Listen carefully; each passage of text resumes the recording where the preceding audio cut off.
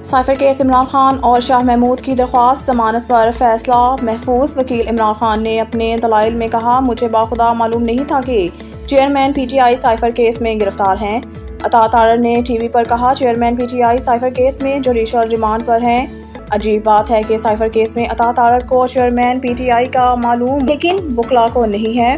وکیل علی بخاری نے کہا کہ 12 دن کا شاہ محمود قریشی جسمانی کا ریمانڈ دیا گیا، آج بھی جیل میں ہیں۔ شاہ محمود قریشی کو ہتھکڑیاں لگا کر یہاں لایا گیا تاکہ ذلیل کیا جا سکے۔ ایف آئی اے کے پروسیکیوٹرز کی جانب سے عدالت میں عمران خان کے بیان کی ویڈیو دکھائی گئی اور سابق پرنسپل سیکرٹری عاصم خان کا بیان بھی پڑھ کر سنایا گیا۔ عدالت نے فریقین کے دلائل سننے کے بعد عمران خان کو شاہ محمود قریشی کی درخواست ضمانت پر فیصلہ محفوظ کر لیا۔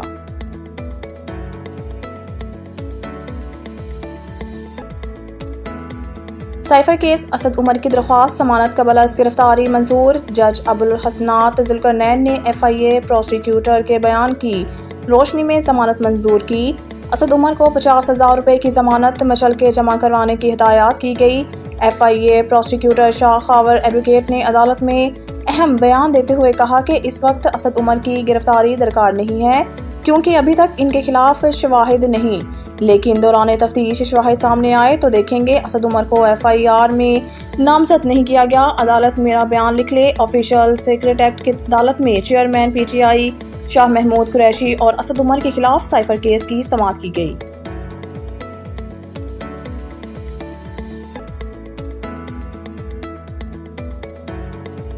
سندھ کچے میں انٹرنیٹ کی سہولت ختم کرنے کا حکم، فوج کے ساتھ مل کر آپریشن کا فیصلہ۔ نگران وزیر اعلیٰ سندھ جسٹس ریٹائر مقبول باقر کی زیر صدارت کابینہ کا اجلاس ہوا، جس میں صوبائی وزراء، چیف سیکرٹری ڈاکٹر فخر عالم، آئی جی سندھ رفعت مختار سمیت principal secretary Hasan Naqvi, advocate general, prosecutor general اور دیگر متعلقہ افسران شریک ہوئے۔ اجلاس میں آئی جی سندھ نے کابینہ کو صوبے میں امن و امان کی صورتحال پر بریفنگ دی۔ آئی جی سندھ نے بتایا کہ 2023 میں 218 لوگ اغوا ہوئے، جن میں سے 207 بازیاب ہوئے اور 11 لوگ ابھی تک یرغمال ہیں۔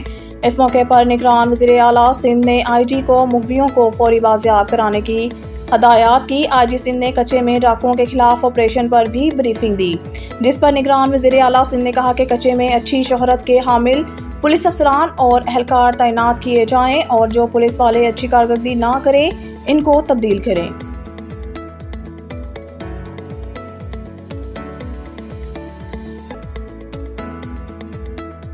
ڈالر کے ریٹ مزید کم ہو گئے۔ کراچی کرنسی کے غیر قانونی کاروبار میں ملوث عناصر کے خلاف تابڑتوڑ کارروائیوں کے باعث ڈالر بیک فٹ پر ہے۔ انٹر بینک مارکیٹ میں ڈالر کی قدر مزید 1 روپے 9 پیسے کی کمی سے 297 روپے 73 پیسے کی سطح پر آ گئی۔ اوپن کرنسی مارکیٹ میں بھی ڈالر 3 روپے کی کمی سے 298 روپے کی سطح پر آ گیا۔ مارکیٹ ذرائع نے ایکسپریس کو بتایا کہ طالبان سپریم لیڈر کے جاری کردہ حکم نامے میں پاکستانی روپے میں تجارتی سرگرمیوں پر پابندی عائد کی گئی اور پاکستانی کرنسی کے استعمال کو قابل سزا جرم قرار دیا گیا۔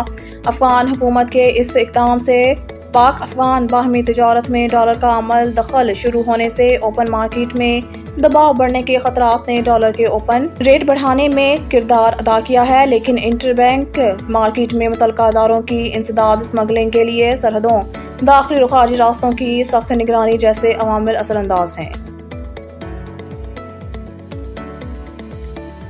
باثر زمیندار کی یتیم گھریلو ملازمہ کے ساتھ نابالغی عمر میں متعدد بار زیادتی، حاملہ ہونے پر ابارشن کروانے کے باوجود بھی متعدد بار زیادتی، غریب خاندان باثر شخص کی دھمکیوں کے سامنے بے بس ہو گیا، پولیس انصاف فراہم کرنے میں بڑی رکاوٹ بن گئی۔ متاثرہ لڑکی کا army chief justice of Pakistan I G Punjab سے نوٹس لینے کا مطالبہ۔ تفصیلات کے مطابق 128 سی بی کی رہائشی آمنہ بی بی نے پریس کانفرنس کرتے ہوئے بتایا ہے کہ 128 سی بی کا باثر زمیندار علی رضا کے گھر ارسد دراز گھریلو ملازمہ کے طور پر کام کر رہی تھی۔ اس دوران علی رضا نے میرے ساتھ نابالغی عمر میں مجھے زیادتی کا نشانہ بناتا رہا، چونکہ ہم غریب تھے۔ میری والدہ کو علی رضا نے گھریلو اخراجات کے لیے بھاری رقم ایڈوانس دی تھی، جس کی واپسی کرنا میری فیملی کے لیے انتہائی مشکل، اسی وجہ سے خاموش ظلم برداشت کرتی رہی۔ تنگ آ کر جب علی رضا وڈیرے کے گھر سے فرار ہونے لگی تو مجھے دوبارہ پکڑ لیا اور مجھ پر بہیمانہ تشدد کیا اور مجھے جان سے مارنے کے لیے آگ لگا دی، جس کے باعث میرے جسم کا کافی حصہ بھی جل گیا۔ علی رضا وڈیرے نے اپنے مخصوص ڈاکٹر انور گجر سے میرا علاج کروایا تاکہ کسی کو میرے تشدد بارے معلوم نہ ہو سکے۔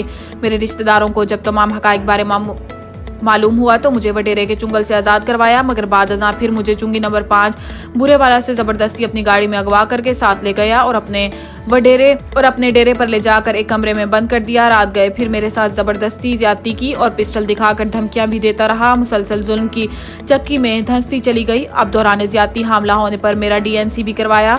اسپتال سے بھاگ کر میں نے پولیس کو اطلاع دی اور بذریعہ پولیس اپنا میڈیکل کروایا۔ پولیس تھانہ ماڈل ٹاؤن بورے والا نے مقدمہ درج کر لیا، مگر بااثر زمیندار کو گرفتار کرنے سے انکاری ہیں۔ اب زمیندار مجھے قتل کرنے کی دھمکیاں دے رہا ہے، میری جان کو بھی خطرہ ہے۔ پولیس تھانہ ماڈل ٹاؤن بورے والا نے مجھے تھانے آنے سے منع کر دیا ہے۔ بعد ازاں SDPO بورے والا کے پاس بھی انصاف کے لیے گئی، مگر مجھے دھتکار دیا گیا اور تمام پولیس والے بااثر علی رضا سے ساز باز ہو گئے۔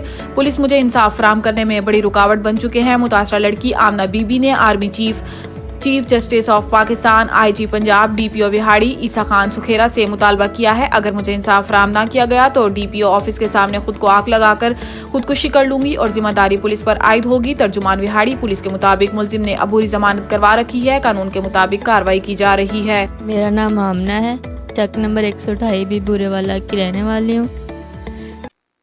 میری چھوٹی عمر میں ابو کی ڈیتھ ہو گئی تھی، تو میری والدہ نے جو ہمارے گاؤں کے وڈیرے ہیں چودھری علی رضا رائی، ان کے گھر میں مجھے ملازمت کے لیے چھوڑا تھا، جو کہ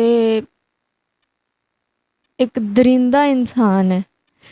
اس نے میرے ساتھ بہت زیادہ زیادتی کی ہیں، اور میں 8 سال کی تھی جب ان کے گھر گئی ہوں، تو اس نے مجھے اپنی زیادتی کا شکار بنایا ہے۔ میں چھوٹی عمر میں ہی حاملہ ہو گئی تھی، اور اس نے ڈاکٹر خالدہ فیاض کے ہاسپٹل مجھے لے کے گیا، ادھر سے میرا ابارشن کروایا، خود کو میرا خاوند ٹھہرا کے۔ پہلے اس نے اپنے ملازم ذوالفقار کے ساتھ مجھے بھیجا ہے، اور ڈاکٹر خالدہ فیاض نے کوئی بات نہیں سنی، پھر خود یہ گیا ہے، خود کو میرا ہسبینڈ ضائع کیا ہے اور میرا بچہ واش کروایا۔ تو میں اب دوبارہ ماں بھی نہیں بن سکتی، اور مجھے اس نے ادھر ہی اپنے گھر ہی رکھا ہوا ہے، قید کر کے رکھا ہوا تھا، اور مسلسل زیادتی کا شکار بناتا رہا ہے۔ تو ایک دفعہ میں ادھر سے موقع پا کے بھاگ بھی آئی تھی، بھاگ کر میں چوکی نثار بوٹا تک آئی ہوں، پیچھے سے یہ آیا ہے، اس نے مجھے پھر اپنی گاڑی میں پراڈو میں لے کے گیا، سفید کلر کی تھی، اس میں لے کے گیا بٹھا کے، پھر اپنے ڈیرے میں رکھا جا کے، اور ڈراتا دھمکاتا رہا ہے۔ میں نے اس کی کوئی بات نہیں سنی، میں نے یہی بولا کہ اب مجھے جانے دو۔ کہنے لگا نہیں میں تجھے ایسے نہیں جانے دوں گا، میں نے کہا نہیں مجھے جانے دو۔ اس کے بعد اس نے میرے کپڑوں کو آگ لگائی ہے، جس کی وجہ سے میرا سارا جسم جلا ہوا ہے، یہ سارا حصہ جلا ہوا ہے۔ اور پھر میری والدہ لوگ بھی سامنے تھے، انہوں نے کوئی ایکشن نہیں لیا، اور ہم ایکشن لے بھی نہیں سکتے تھے، غریب گھر کی بیٹی ہوں میں، میرے والد نہیں ہیں۔ اور پھر اس نے ڈاکٹر انور گجر کے ہاسپٹل سے میرا علاج کروایا ہے۔ علاج کروانے کے بعد وہ بھی علاج نہیں کر رہا تھا، وہ کہہ رہا تھا آپ جائیں، یہ سرکاری ہسپتال لے کے جائیں اسے، یہ پولیس کیس ہے۔ اس نے ڈاکٹر انور گجر کو کافی رقم دی ہے، کوئی 50,000 لاکھ مجھے نہیں دیے ہیں، اور اس نے پھر میرا علاج کروایا ہے۔ تو میری شادی ہوئی ہے، میرے علاج کے بعد میری شادی بھی کروائی ہے اس نے۔ شادی کے بعد اس نے میری ڈیورس بھی اسی نے ہی کروائی ہے، جو کہ میری ڈیورس ہوئی ہے، میں عدت میں ہوں، اور میں اپنے فیملی کے ساتھ میرا کوئی لین دین نہیں ہے، نہ علی اور نہ فیملی۔ میری فیملی، میری امی، میرا بھائی اس کے ڈیرے پہ رہائش ہے، ابھی بھی ان کی اس کے ڈیرے پہ رہتے ہیں۔